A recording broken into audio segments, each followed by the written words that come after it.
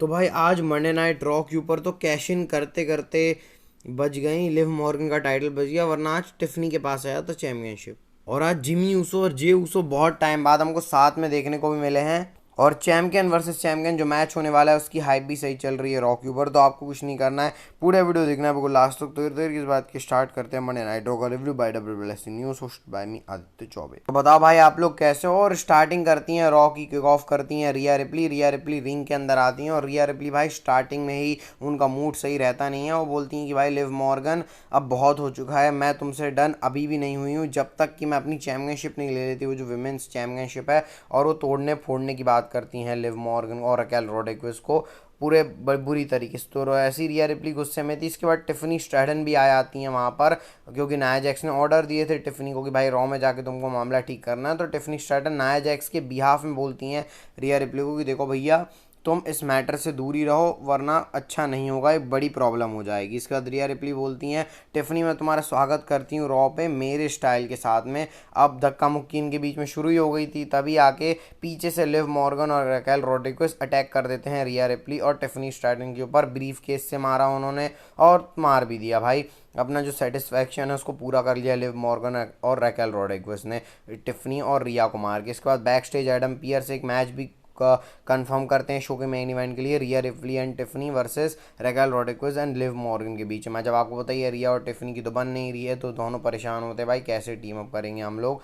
इसके बाद main show start होता है Bianca Belair and Jade Cargill versus Iyo Sky and Kairi Sane के बीच विमेंस टैग टीम चैंपियनशिप का मैच आता है। अच्छा विमेंस रेसलिंग मैच था भाई, चारों एक अच्छे एथलीट हैं। बियांका ब्लेयर जिस तरीके से भाई सेल कर रही थी, मतलब सेल आज मूव बियांका ब्लेयर ने तगड़े से किया। और ईओ स्काई के तो मूव बताने की बात नहीं। कायरी जेन का वो जो हाई फ्लाइंग एक्शन है, जेड कारगिल की पावर है, सब इसके अंदर थी। स्पीयर जिस तरीके से मारा भाई बियांका ब्लेयर ने, आज स्पीयर का भी यूज़ किया। जेड कारगिल ने बियांका ब्लेयर को ही गलती से पटक दिया था, क्योंकि वहाँ से ईओ स्काई सरक गई थी। वैसे मैच का एंड ऐसे होता है, जो ये एश लेजेंड और जकर्ता जैक्सन है ये जो आ गई हैं रिंग साइड के ऊपर। ईओ स्काई को उन्होंने पता नहीं क्यों बजा दिया भाई, इनकी तो दुश्मनी बियांका ब्लेयर वगैरह से है। उसके बाद इसी का फ़ायदा उठा के बियांका ब्लेयर ने अपना फिनिशर ठोक दिया और बियांका ब्लेयर और जेड कारगिल इसको जीत गया। और फिनिशर भी बड़े स्टाइल से ठोका भाई, वो जो सुप्लेक्स है उसको कन्वर्ट ही कर दिया उन्होंने बियांका ब्लेयर ने जीएसटी में। तो भाई अच्छा मैच था भाई, विमेंस टैग टीम चैंपियनशिप के लिए बहुत टाइम बाद एक अच्छा मैच देखने को मिला। इसके बाद भाई बैक स्टेज फिन बैलर और जेडी मैकडोना आते हैं कि भाई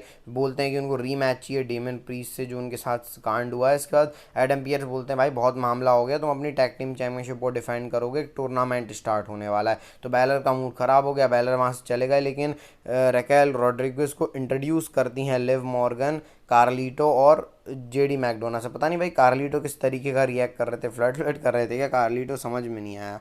इसके बाद भाई बिग ब्रोंसन रीड और एडम पियर्स का भी सेगमेंट आता है सैटरडे को, पता नहीं कहीं से बैठ के उन्होंने किया था। तो एडम पियर्स बोलते हैं देखो भाई तुम बहुत तबाही मचा चुके हो, ऐसा मतलब ठीक मामला कर लो। तो उसके बाद ब्रॉन्सन रीड बोलते हैं देखो भाई मैंने ये सब स्पॉटलाइट के लिए किया है कि मेरे ऊपर भी थोड़ी स्पॉटलाइट आए और मैं भी बड़ा स्टार बनूं। क्या तू नहीं चाहता एडम पियर्स की तेरे जो सुपरस्टार हैं वो सीरियस रहें वगैरह। तो एडम और मेरे को सेथ रॉलिंस से मैच चाहिए। तो एडम पियर्स बोलते हैं देखो भाई हम सेम पेज पे आएंगे तभी ये हो पाएगा, एक शर्त है, मैं तुझे मैच तभी दूंगा जब तू शांत रहेगा रॉ के ऊपर। तो एडम ब्रॉन्सन रीड ने बोला चलो ठीक है भाई तू स्मार्ट जीएम है। तो ब्रॉन्सन रीड तो मान गए हैं। अब एडम पियर्स रॉ में सेथ रॉलिंस के पास जाते हैं। सेथ रॉलिंस बोलते हैं देखो भाई एडम पियर्स को तुमको मैच देना ही पड़ेगा। एडम पियर्स बोलते हैं भाई तू अभी भी खतरनाक मैचेस से इंजरीज से आया है। तो सेथ रॉलिंस बोलते हैं भाई ये प्रो रेसलिंग है, यहाँ पे इंजरीज चलती रहती हैं, अब इसको मैं लेके बैठ नहीं सकता। और तुमको अगर best version of Seth Rollins है, तुम्हारे ब्रांड को अगर best version of Seth Rollins चाहिए तो ये मैच कर दो। तो अब जो एडम पियर्स में फंस चुके हैं, क्योंकि ब्रॉन्सन रीड से भी उन्होंने बात कर ली, सेथ रॉलिंस से ही बात कर ली। मेरे को लग रहा है क्राउन जूल के लिए मैच भी ऑफिशियल हो जाएगा अगले हफ्ते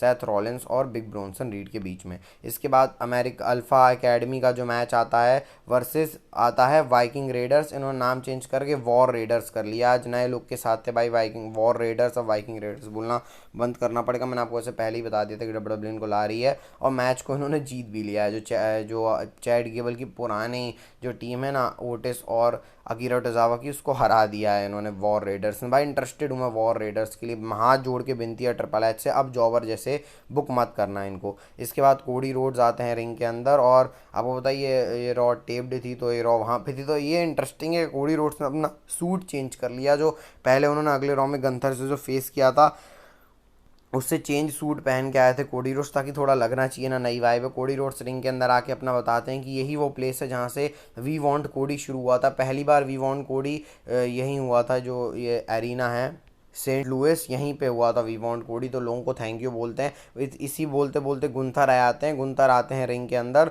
और वो सीधे कोडी रोड से बात करते हैं कि भाई मेरे पास कुछ है ही नहीं तेरे लिए जो बुरा है, मतलब बहुत कम लोग हैं जिनकी मैं रिस्पेक्ट करता हूँ और उसमें से तू एक है। जब डब्ल्यू अपने पीक पे थी तो तू ही डब्ल्यू चला रहा था, ऐसे करके गुंथर तारीफ करते हैं। लेकिन बोलते हैं कि तेरा एक ड्रॉबैक है कि भाई तू सबकी ही दोस्ती चाहता है, और उस चक्कर में केविन ओवेंस ने भी तेरे से टर्न कर लिया कि भाई ऐसी सबकी दोस्ती नहीं होती है। इसके बाद कोडी रोड्स भी बोलते हैं कि भाई जो तेरे को लग रहा है मेरी सबसे बड़ी वीकनेस है वही स्ट्रेंथ है। इसके बाद गुंथर बोलते हैं कि भाई हाँ सेकेंडरी चैंपियन, ऐसे ही बोलते हैं। फिर कोडी रोड्स हंस के बोलते हैं कि भाई सेकेंडरी चैंपियन मैं हूँ नहीं, क्योंकि मैंने सबसे बड़े चैंपियन रोमन रिंग्स की बात करते हैं, बोलते नहीं है लेकिन सबसे बड़े चैंपियन को मैंने हराया है, बीस्ट को मैंने स्लेट किया। ऐसे करके उन्होंने गुंथर को टॉन्ट भी मार दिया और हैंडशेक का ऑफर करते हैं। बस गुंथर हैंडशेक करके वहाँ से चले जाते हैं और बोलते हैं बेस्ट लक टू मी करके, पता नहीं क्या बोलते हैं गुंथर। गुंथर का स्टाइल मेरे को बहुत पसंद आता है। मतलब ये ना लोगों को लग रहा है कि इसमें इंटरेस्ट नहीं है, लेकिन मैं थोड़ा सा इसमें पता नहीं क्यों कुछ ज़्यादा इंटरेस्ट हूँ। मैं गुंथर और कोडी का मैच ही देखना चाह रहा था। चलो स्टोरी भी टेल करना स्टार्ट कर रहे हैं, इसी बहाने हम कोडी और गुंथर का मैच भी देख लेंगे भाई, अच्छी बात है। क्राउन जूल में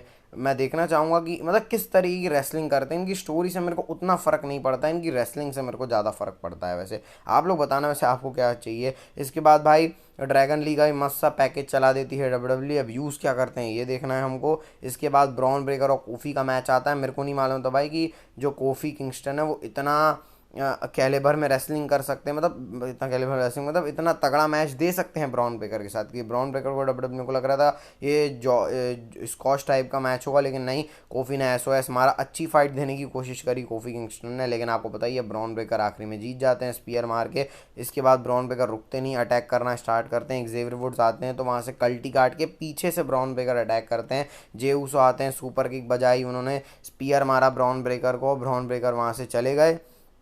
बस ये जे ऊसो का सेगमेंट था। बीच में रिया और डेमियन का भी सेगमेंट आ गया भाई। डेमियन प्रीस्ट को फीचर करना है ना शो के ऊपर, इसलिए तो डेमियन प्रीस्ट अभी वर्ल्ड चैम्पियनशिप में जाएंगे, ऐसा बात कर रहे थे रिया रिप्ली के साथ। तो देखो फिन बैलर आड़े आएंगे, लेकिन सबसे इंपॉर्टेंट सेगमेंट रॉ का, जे ऊसो बैक स्टेज से जा रहे होते हैं, तभी वहाँ जिमी ऊसो काउच पे बैठे हुए मिलते हैं जे ऊसो को। जिमी ऊसो कुछ बोलना चाह रहे थे, लेकिन तभी जे ऊसो वहाँ से चुपचाप चले जाते हैं। फिर हमको थोड़े रॉ में लेटर पता चलता है कि जिमी ऊसो ढूंढ रहे हैं जे ऊसो को, तो जे ऊसो मिल गए जिमी ऊसो को। जिमी ऊसो बोल रहे हैं मैं कुछ बात करना चाह रहा हूँ, तो जे ऊसो मेरे को लिसन करो, ऐसा जिमी ऊसो बोल रहे हैं। लेकिन जे ऊसो बोल रहे हैं भाई यहाँ से चले जाओ, मेरे को तुम्हारी शक्ल भी नहीं देखनी है। तो जे ऊसो इतने रूड नेचर में अभी चल रहे हैं जिमी ऊसो के सामने। तो डब्ल्यू स्टोरी लाइन में यही दिखा रही है कि जो जिमी ऊसो ने जे ऊसो के साथ किया है वो गलत किया है। अब ये स्टोरी कैसे चलती है, मतलब जे ऊसो कैसे आते हैं रोमन रिंग्स और जिमी की साइड में, क्राउन जूल तक तो आ ही जाएंगे सेम पेज पे, तो कैसे आते हैं ये इंटरेस्टिंग होगा, क्योंकि रॉ में भी अब ब्लड लाइन की स्टोरी स्टार्ट होना शुरू हो गई है। अब अगला मैच मिज और आर-ट्रूथ का आता है। बहुत फन, आर-ट्रूथ ले रहे हैं मिज से, हाथ वाथ मिला रहे हैं, सब चल रहा है।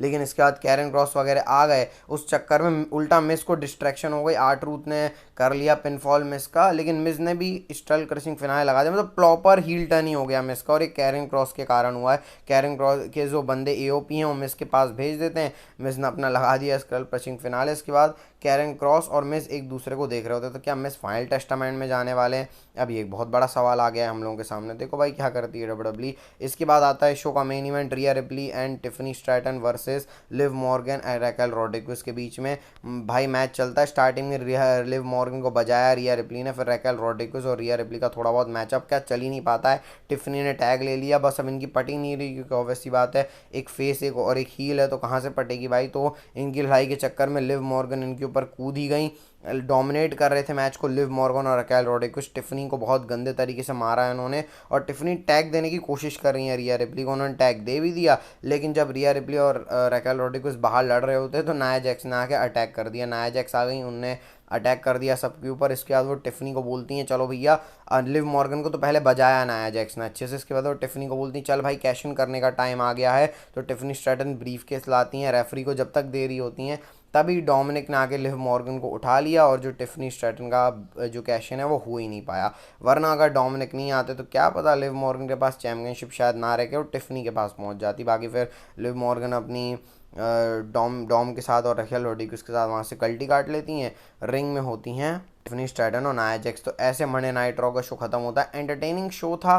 जो शो की क्वालिटी है मेरे को पता नहीं, थोड़ा सा ऐसा लग रहा है कि भाई जो बैड ब्लड के पहले थी उसके बाद से हल्का सा, जो मतलब पिछले वाली मंडे नाइट रॉ थी ना, उससे आज की क्वालिटी हल्की सी गिरी हुई लगी मेरे को।